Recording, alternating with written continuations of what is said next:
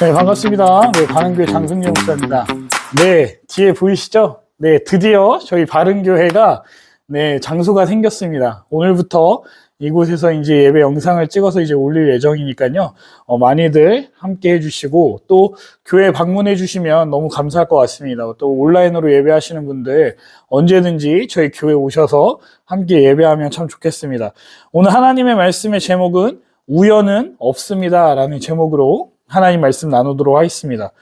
사울이 잃어버린 나귀를 찾아서 오랜 시간 헤매고 있는 동안 하나님은 이미 사울을 이스라엘의 초대 왕으로 선택하시고 또 사무엘과의 만남을 계획하심을 알 수 있습니다.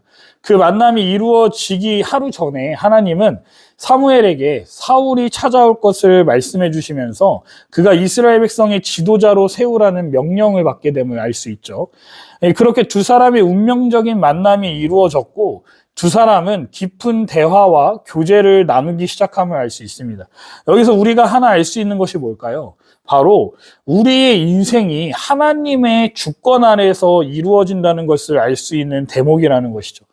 사울은 아버지의 암나귀를 찾으러 라마까지 갔습니다. 하지만 실질적으로는 이스라엘의 초대 왕으로 기름 부음 받기 위한 사명 때문에 하나님에 의해 사무엘에게 보내졌다라는 거예요.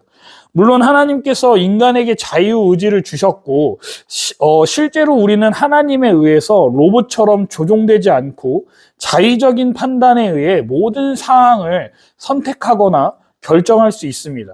하지만 그렇게 사용된 자유의지 또한 역사의 주관자이신 하나님의 주권에서 벗어날 수 없다는 것을 우리는 기억해야 한다는 거예요. 두 번째로 우리가 눈여겨봐야 되는 단어가 또 있습니다. 하나님이 사무엘에게 사울에 대해 말씀하실 때 그를 백성의 지도자로 삼으라고 하신 말씀이에요. 이 왕이라는 개념은 10장 16절에 가서나 사용됨을 알 수 있습니다. 하나님은 의도적으로 왕이라는 단어를 사용하지 않으셨다는 겁니다. 왜냐하면 하나님이 인정하시는 이스라엘의 진정한 왕은 오직 당신 한 분이시기 때문이라는 것이죠. 이스라엘의 처음 왕정제도를 도입하는 본문에서 하나님께서 이스라엘을 가리켜 나의 백성이라고 반복하여서 언급하시는 이유가 바로 여기에 있는 겁니다. 참된 왕이 누구인지를 강조하기 위해서라는 거예요. 즉 인간 왕을 세운다고 할지라도 사울은 다만 하나님의 대리자일 뿐이지 진정한 왕은 아니라는 것을 알라는 겁니다. 이스라엘의 진정한 왕은 이스라엘 자신의 백성으로 삼으시고 그들의 왕이 되시기 위해서 이스라엘을 애굽에서 구원하신 피로 언약하신 하나님 한 분뿐이라는 것이죠. 그런 의미에서 본다면 내 백성에 해당하는 이 말은 너무나 감격적인 용어가 아닐 수 없습니다. 이스라엘이 아무리 잘못을 하고 죄를 범하고 하나님을 슬프게 만들었다 할지라도 하나님의 것이기 때문에 그들을 버릴 수 없고 아무도 하나님 외에 손댈 수 없다라는 강력한 약속의 의미가 담겨 있다는 것이죠. 주 안에 한몸된 지체 여러분, 우리는 하나님의 것임을 믿으시기 바랍니다. 하나님은요, 우리를 자녀 삼아 주셨습니다. 예수 그리스도의 핏값으로 사신 자들이 바로 저와 여러분들이라는 겁니다.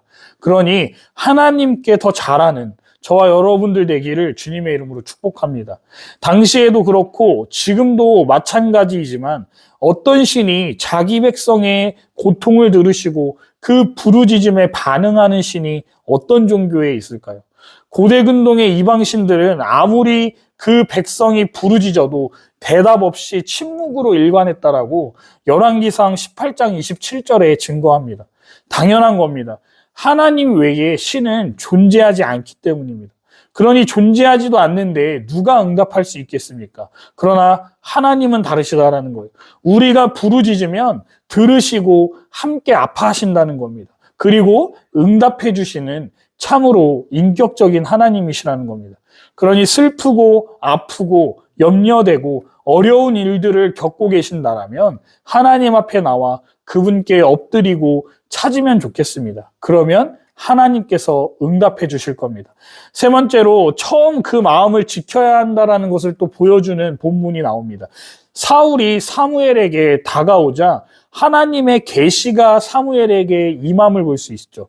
17절에 바로 그 사람이다라고 하나님이 선택하신 자임에 의심의 여지가 없도록 말씀해 주심을 알 수 있습니다. 여기서부터 사울의 일생이 획기적으로 바뀌는 순간이라고 할 수 있어요. 사울이 사무엘을 찾아왔을 때는 잃어버린 나귀들에 대한 마음만 가득하지 않았습니까? 사울이 사무엘을 찾아왔을 때 그랬습니다. 그런데 사무엘은 사울의 마음에 이 나귀들로만 생각이 가득 찬 것을 알았다라고 19절에 나오죠. 그래서 사무엘은 나귀에 대한 생각은 이제 지워버리고 더 큰 것으로 채우라고 20절에 권면할 수 있습니다. 권면함을 알 수 있습니다. 선지자는 이렇게 마음이라는 단어를 19절과 20절에서 두 번 반복해서 사용함으로써 사울의 마음의 변화를 유도하고 있어요. 사무엘이 20절에 이렇게 사울에게 말합니다. 이제부터 사소한 일들은 마음에서 털어버리고 거대한 하나님의 사역들로 마음을 채우라고 말입니다. 그런데 사울은 받아들이지 못함을 볼 수 있어요. 자신은 그럴 만한 자격이 안 된다라고 21절에 거부하고 있습니다. 우리는 여기서 무엇을 알 수 있습니까? 사울이 처음 모습 그대로 이 겸손한 마음 자세를 오랫동안 유지했다면 사울의 이야기가 전혀 다르게 끝날 수도 있었다라는 것. 우리도 처음 하나님이 사명을 주셨을 때 그 가졌던 겸손한 마음을 유지하도록 노력해야 함을 보여주는 말씀이라고 저는 생각이 됩니다. 또 우리가 하나님 앞에 예배하러 나왔을 때 하나님께서 우리를 선택하셨다고 말씀하시고 내가 너를 통해 많은 일들을 하시겠다라고 하시는 그 마음에 여러분들이 확신을 주셨다라면 여러분 세상의 것에 염려와 걱정과 근심들을 가지고 교회에 나왔는데 하나님은 되려 그것들을 버리고 내가 너를 통해 이루어 가실 많은 일들이 있고 놀라운 계획이 있다라고 하신다면 여러분 그 처음에 가지고 왔던 마음들을 이제는 내려놓으시고 하나님께서 나를 통해 하실 일들을 기대하며 순종하며 나아가는 저와 여러분들 되면 좋겠습니다. 여기까지는 이제 사울을 통해 몇 가지 교훈을 얻었다면 마지막으로 저는 사무엘이 하나님의 말씀에 따라 순종하는 모습을 통해 한 가지 교훈을 말씀드리고 말씀을 마치고자 합니다. 사무엘은 애초에 인간왕이 세워지는 것을 좋게 여긴 사람이 아니었습니다. 왜 그랬을까요? 자신의 입지가 낮아질까 봐 그랬을까요? 사실 이스라엘의 왕이 세워진다라는 건 사무엘의 영향력이 약화되는 것을 의미하는 게 사실입니다. 하지만 사무엘은 자신의 입지와 영향력에 관심을 기울이지 않음을 보여준다는 것. 어디서 그걸 알 수 있죠? 사울이 찾아왔을 때 23절과 24절에서 그를 극진히 맞이하는 모습만 봐도 알 수 있지 않습니까? 하나님의 신탁을 받은 후에 사울을 대접하기 위해서 귀한 음식을 미리 준비했을 뿐만 아니라 30여 명이나 되는 사람들을 이미 초청해서 제일 귀한 자리에 앉혔다라고 나온단 말이에요. 사무엘은 첫 만남부터 이미 사울을 왕으로 대접하기 시작했음을 알 수 있습니다.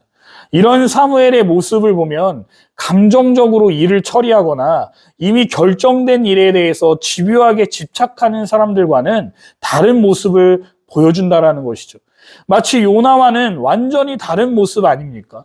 하나님이 말씀하시면 내 생각과 내 뜻이 다른다 할지라도 그대로 순종한다라는 것. 우리도 사무엘과 같은 이러한 모습이 나타나는 겸손한 주의 종이 되셔서 하나님께서 우리를 사용하시는 데 어려움이 없는 저와 여러분들 되시기를 주님의 이름으로 축원드립니다.